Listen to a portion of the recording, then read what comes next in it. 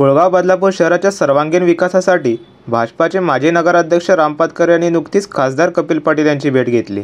कुळगाव बदलापूर शहर हे झपाट्याने विकसित होत असलेले शहर असून शहराची वाढती लोकसंख्या लक्षात घेता सर्वात प्रथम पाण्याचा प्रश्न मार्गी लागणे आवश्यक असल्याचे राम पाटकर यांनी म्हटले आहे। त्याचप्रमाणे अंबरनाथ बदलापूरमधील चिकरोली रेल्वे स्टेशनचे काम जलदगतीने सुरू करून वागणी आणि बदलापूरमध्ये आणखीन एक रेल्वे स्टेशन झाल्यास प्रवाशांची गैरसोय दूर होईल असेही राम पाटकर यांनी सांगितले। बदलापूर शहरातील झोपडपट्टीधारकांचे योग्य ते पुनर्वसन करून झोपडपट्टीमुक्त बदलापूर शहराची संकल्पना राम पाटकर यांनी बोलून दाखवली। बदलापूर शहराच्या विकासासाठी अनेक प्रकल्प विचाराधीन असून याबाबत आपण खासदार कपिल पाटील यांची भेट घेऊन या सर्व संकल्पना त्यांच्याकडे मांडल्या असून याबाबत खासदार कपिल पाटील यांनी सकारात्मक भूमिका घेतली असल्याचे राम पाटकर यांनी लोकपालकशी बोलताना सांगितले। आगामी होणाऱ्या बदलापूर नगरपालिकेच्या निवडणुकीत नगराध्यक्ष पदाच्या थेट निवडणुका जाहीर झाल्याने नवीन सरकारचे राम पाटकर यांनी आभार व्यक्त केले आहेत। नुकतेच बदलापूरचे माजी नगराध्यक्ष राम पाटकर यांनी केंद्रीय मंत्री कपिल पाटील यांची भेट घेतली होती। विविध समस्यांबाबत चर्चा त्यांनी त्या ठिकाणी त्यावेळी केली आणि काही मागण्या सुद्धा केल्या आहेत। आपल्यासोबत सध्या उपस्थित आहेत राम पाटकर। आपण त्यांचे संवाद साधूया। त्याचं स्वागत आहे तुमचं लोकपालक न्यूज चॅनलमध्ये। काय सगळं कुठल्या मागण्या तुम्ही केल्यात आणि मंत्र्यांनी काय आश्वासन दिलं तुम्हाला? सगळ्यात महत्त्वाचं म्हणजे सध्याच उल्हास नदी आता आपल्याला आपण बघताय की उल्हास नदीला थोडं जरी पाऊस पडला की पूर येतो। तर काही जुन्या योजना आहेत आणि ठाणे जिल्ह्याची वाढती लोकसंख्येचा विचार केला तर पाण्याचाही प्रश्न निर्माण झालेला आहे। त्यामुळे आणि मुंबईपासून बदलापूर अंबरनाथ ही शहरं जवळ असल्यामुळे लोक कुठे येणार राहिला, परवडणारी घरं कुठे आहेत तर ती बदलापूरमध्ये आहेत। तर लोक घरं शोधायला बदलापूरला येतात। त्यामुळे बदलापूरचा या काळामध्ये या नजीकच्या काळामध्ये एवढा विकास झालेला आहे, त्याचं पॉप्युलेशन नुसतं बदलापूरचं 5 लाख झालेलं आहे आणि 5.5-6 लाख अंबरनाथचं झालेलं आहे। त्याच्यामुळे पिण्याचा पाण्याचा प्रश्न भविष्यामध्ये खूप मोठ्या प्रमाणात भेडसावण्याची शक्यता आहे। आपण म्हणतो पाण्यासाठी युद्ध होणार, पण बदलापूरमध्ये त्या सगळ्या योजना आपण राबवलेल्या आहेत, भविष्याचा विचार करून केलेला आहे। तर एक बाजूलाच आपल्याला नेरळच्या बाजूला पाषाण आहे, पाषाणला पोशीर नदी आहे, उल्हास नदीची उपनदी पोशीर तिला म्हणतात। त्या पोशीर नदीवरती जर एक आपण धरण बांधला पोशीर आणि त्यावेळेस त्यांनी MJPने सर्वे केला, प्रस्ताव तयार केला आणि मला असं वाटतं की त्याच्यामध्ये 725 MLD पाणी आपल्याला उपलब्ध होऊ शकतो। 6 शहरांना पाणी मिळू शकतो। मीरा भाईंदर आहे, ठाणे आहे, कल्याण डोंबिवली, उल्हासनगर आणि बदलापूर अंबरनाथ शहर आणि मोठ्या प्रमाणात पाणी त्यांना मिळू शकतं। त्याशिवाय 98 गावांना पाण्याचा पुरवठा होऊ शकतो। सर्व केंद्राच्या NOC घेतल्या, त्याच्यामध्ये फॉरेस्ट लँड आहे। एकूण जमीन 2192 हेक्टर जमीन लागणार आहे। त्यातली 792 हेक्टर जमीन जी आहे ती फॉरेस्टची आहे आणि त्याला पर्यायी जागा सुद्धा जालनामध्ये सरकारी जमीन द्यायची फॉरेस्टला आणि ही जागा घ्यायची। अशा प्रकारे त्यावेळेसचे पालकमंत्री सोलापूरचे जगन्नाथ पाटील आणि साबीर शेख यांच्यामध्ये बैठक होऊन निर्णय झाला होता, अंतिम टप्प्यात होता। परंतु सर्वेक्षणात गेल्यानंतर तिथल्या शेतकऱ्यांनी विरोध केला। त्यावेळेस काय होतं, प्रश्न असा निर्माण झाला होता की शेतकऱ्यांना पूर्वी कधी मोबदला मिळत नव्हता, त्यांना नोकऱ्या देत नव्हते, शब्द देऊन सुद्धा नोकऱ्या मिळत नव्हत्या आणि मोबदला जो पाहिजे तो अतिशय अत्यल्प होता। परंतु माझा आता अनुभव आहे, नवीन कायद्याप्रमाणे मोदी सरकार आल्याबरोबर 2013 साली एक कायदा आला, भूसंपादन कायदा, आणि त्याच्यामध्ये शेतकऱ्यांना चांगला मोबदला 4 पटीने मोबदला मिळतो आणि जर शेतकऱ्यांचं समाधान झालं तर मला असं वाटतं की याच्यामध्ये समाधान होऊ शकतं। शेतकरी स्वतःहून जमिनी देतील आणि त्यांना नोकऱ्यांच्या संदर्भातील जी अट होती ती त्या पद्धतीने आपलं कुळगाव बदलापूर नगरपालिका महापालिकेने ठराव केलेले आहेत। जर शासनाने अशा प्रकारचे आदेश काढून त्यांना जर बाधित होणाऱ्या शेतकऱ्यांच्या मुलांना नोकऱ्या दिल्या तर मला असं वाटतं हा प्रश्न निकालात लागू शकेल। याबाबत तुम्ही शेतकऱ्यांशी संवाद साधला का? भूसंपादन नवीन कायदा असं आहे, आता जो विषय सुरू झालेला आहे, आत्ताच सुरू झालेला आहे, नव्यानं आलेलं सरकार जे आहे, एकनाथ शिंदे साहेब मुख्यमंत्री आहेत आणि उपमुख्यमंत्री देवेंद्र फडणवीस आहेत, हे ऍक्शन मोडमध्ये आहेत। हे आता खूप कामाचा सपाटा लावलेला आहे। आमच्या सगळ्यांच्या अपेक्षा त्यांच्याकडून आहेत। त्यांना माझी विनंती आहे की तुम्ही याच्यामध्ये लक्ष घाला, शेतकऱ्यांना बोलवा, शेतकऱ्यांची बैठक घ्या। मी ते एक छोटा कार्यकर्ता आहे, त्यामुळे जर माझा अनुभव आहे, वडोदरा एक्सप्रेसवेमध्ये लोकांना खूप पैसे मिळाले, शेतकऱ्यांनी स्वतःहून जमिनी दिल्या, शेतकरी खुश होते आणि मला असं वाटते अशी प्रोव्हिजन आहे आणि त्यामध्ये शेतकरी स्वतःहून देतील अशी मला खात्री आहे. ते जर पाणी अडवलं गेलं तर अडवलं किती जाड पाणी अडवणार आहे, त्याचे दोन फायदे आहेत. एक तर प्यायचं पाणी पण आपल्याला उपलब्ध होईल आणि दुसरं आता जे उल्हास नदीला थोडं जरी पाऊस पडला तरी पूर येतो. 350-55 दशलक्ष घनमीटर पाणी साठवण्याची क्षमता आहे त्याची. त्यामुळे ते जर पाणी साठवलं गेलं तर ते नदीला मिळणार नाही, ते अडवलं जाईल. आज पावसाचं पाणी आपल्याकडे पडलं की ताबडतोब खाडीजवळ असल्यामुळे त्याला वाहून जातं, त्यामुळे कुठेही जिरवलं जात नाही, काही नाही. तर अशा प्रकारचं जर आपण व्यवस्था केली, कोशी धरणाची निर्मिती केली आणि त्याला फार खर्चही असं नाही, सरकार त्याच्यामध्ये खर्च करू शकतं, नगरपालिका त्याच्यामध्ये शेअर घेऊ शकतात, महापालिका शेअर घेऊ शकतात आणि त्याचा खर्च डिवाइड होऊ शकतो. आणि मला असं वाटतं की मला खात्री आहे नागरिक सुद्धा, तिथले शेतकरी सुद्धा विरोध करणार नाही. धरणाबाबत मंत्र्यांनी काय आश्वासन दिलं, कधीपर्यंत ही प्रक्रिया पूर्ण होईल? मला असं वाटतं की या विषयामध्ये मी निवेदनं मुख्यमंत्र्यांना दिले, उपमुख्यमंत्र्यांना दिले, त्याची भेट मी घेणार आहे, वेळ मागितलेली आहे. पण मला आनंद वाटला, आमचे खासदार कपिल पाटलांना तो एवढा विषय आवडला तर त्यांनी ताबडतोब लक्ष घालण्याचं, कालच्या काल त्यांनी भेट घ्यायची पण त्याची भेट झाली नाही. आणि मी धन्यवाद देऊ इच्छितो कपिल पाटलांनी या याच्यामध्ये लक्ष घातलेले आहेत, आपले मंत्री महोदय आहेत आणि त्यांनी लगेच लक्ष घातलं, त्यांनी माझं म्हणणं ऐकलं आणि त्यांना तो पटलेला आहे. त्यांनी तातडीने लक्ष घातलंय आणि प्रयत्न सुरू केलेले आहेत. अजूनही काही विषय असतील जसे काही चिखलोली स्थानक किंवा उड्डाणपूल, त्याबद्दल का तुम्ही देखील चर्चा केली जायची, तेव्हा काय आश्वासन दिलं? चिखलोली स्थानक तर मला असं आश्चर्य वाटतं, मागच्या सरकारने त्याच्याकडे दुर्लक्ष केलं. एमईटीपी 3A खाली 3री आणि 4थी लाईन मंजूर झाली, उड्डाणपूल रेल्वे करणार आहे आणि चिखलोली स्टेशन खूप प्रयत्नांती, म्हणजे मला आठवतं, श्रेय घ्यायचं असेल कोणा घेऊ दे, मला त्याचं काही हे नाही. प्रभू जे होते आपले सुरेश प्रभू, त्यांना मी भेटलो, त्याने एक टीम पाठवली होती. त्यानंतर पियुष गोयलला भेटलो, त्यानेही केलं आणि आता तो मंजूर झालेला आहे. लँड ॲक्विजिशनची प्रोसेस झालेली आहे, फायनल स्टेजला आहे, त्यांच्या सातबारातून इतर हक्कामध्ये दाखवलेलं आहे. परंतु अजूनही त्याच्यामध्ये त्यांना 50% कॉन्ट्रीब्युशन स्टेट गव्हर्नमेंटचं जमा करायला पाहिजे, ते केलेलं नाही. यापूर्वीच्या सरकारने नेहमीच केंद्रावरती दोषारोप ठेवत होते, परंतु आता आलेलं सरकार हे डबल इंजिनचं सरकार आहे. केंद्राने 50% जमा केलेलं आहे आणि स्टेट गव्हर्नमेंटने 50% जमा केलं तर शेतकऱ्यांना मोबदला मिळेल, लँड ॲक्विजिशनचं काम पूर्ण होईल आणि पूर्ण झाल्यावरती मला असं वाटतं की ह्या वर्षभरात चिखलोली स्टेशनची निर्मिती व्हायला हरकत नाही. ते स्टेशन झाल्यानंतर मग 3री आणि 4थी लाईन झाली. आज आपण मागणी करतो, बदलापूर स्टेशनला खूप मोठ्या प्रमाणात गर्दी होते.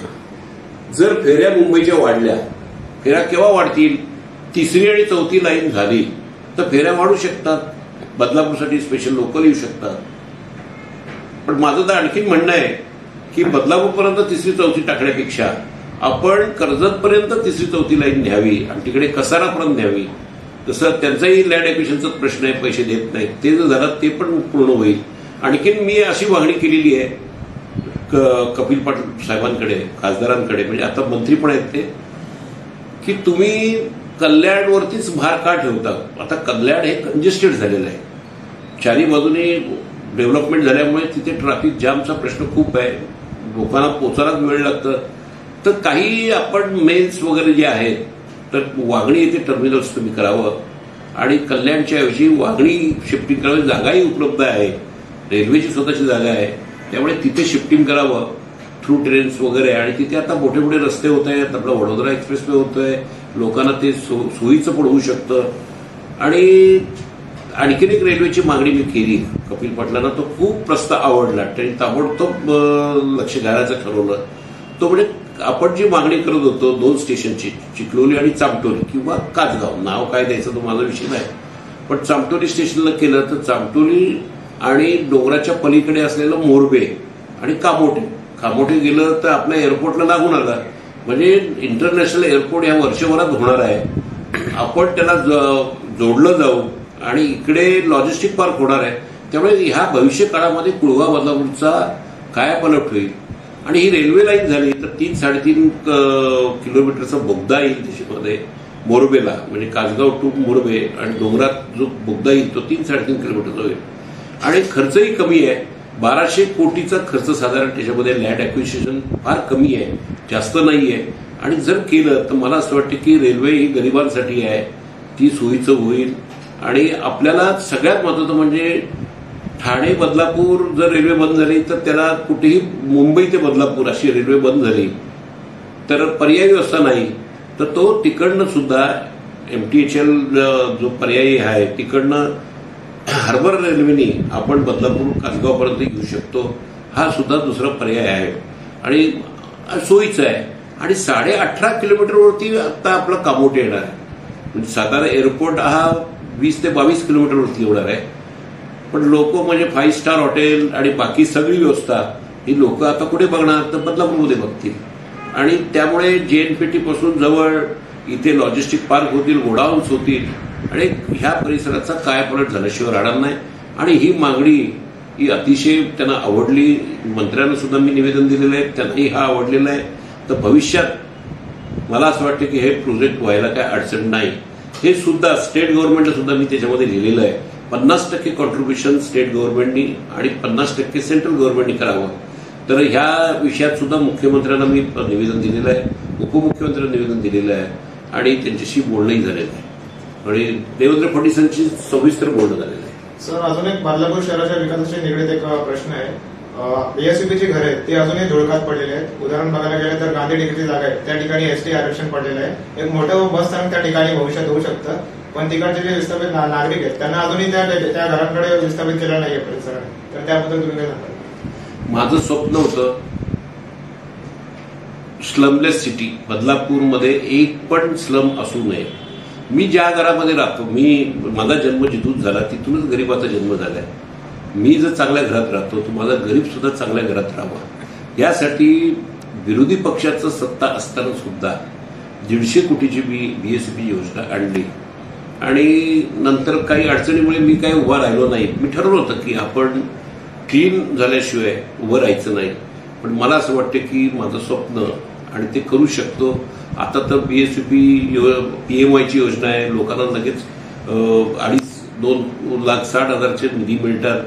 त्यामुळे आता काही अडचण नाही. सगळ्यांनी झोपडपट्टीत राहण्यापेक्षा स्वतःचं घरामध्ये राहायला पाहिजे आणि मोदी सरकारने तिथं व्यवस्था चांगली केलेली आहे. आपण आपले पैसे टाकायचे आणि सरकारने दिलेले पैसे टाकायचे आणि नगरपालिकाही कंट्रीब्युशन करेल. आणि यामध्ये माझी विनंती नगरपालिकेला की आपण लक्ष घालावं, म्हाडाच्या माध्यमातून अशा प्रकारच्या घराची निर्मिती करावी.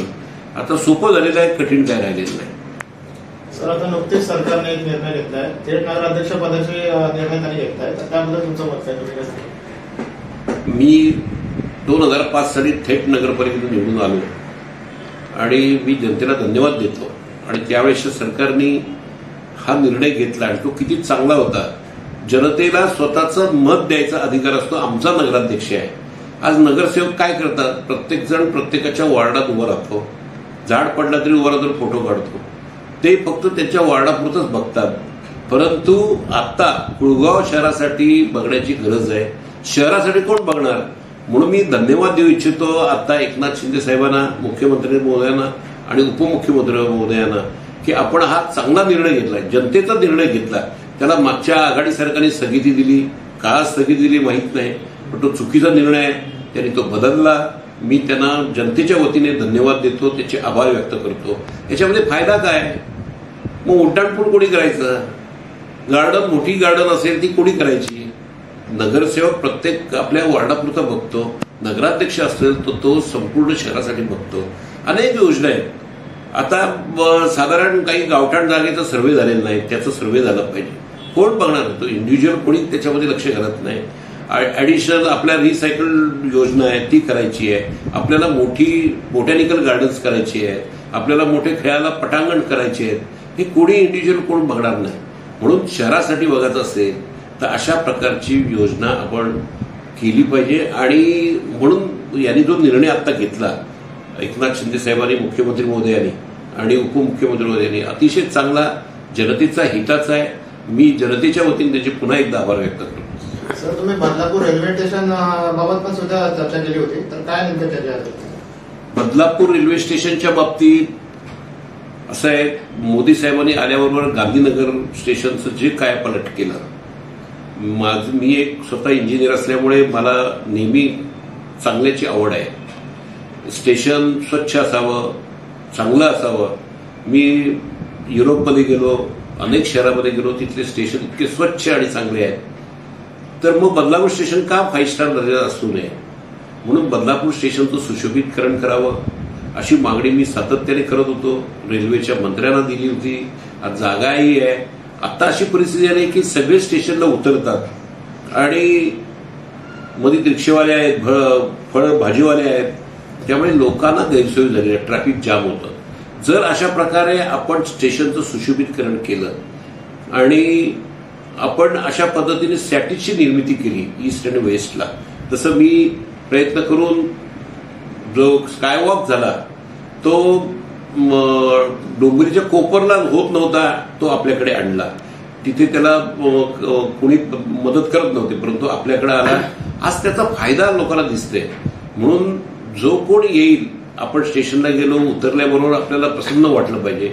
आणि अपंगांसाठी, दिव्यांगासाठी, अपंग नाही म्हणत मी, दिव्यांगासाठी त्यांनी काय पाप केलंय, त्यांनी का जिने चढायचे. आता ज्येष्ठ नागरिक झाले तरी गुडघे दुखतात. जर आपण लिफ्ट असेल, एक्स्केलेटर असतील, अद्यावत आता यंत्रणा सगळी जगामध्ये आहे.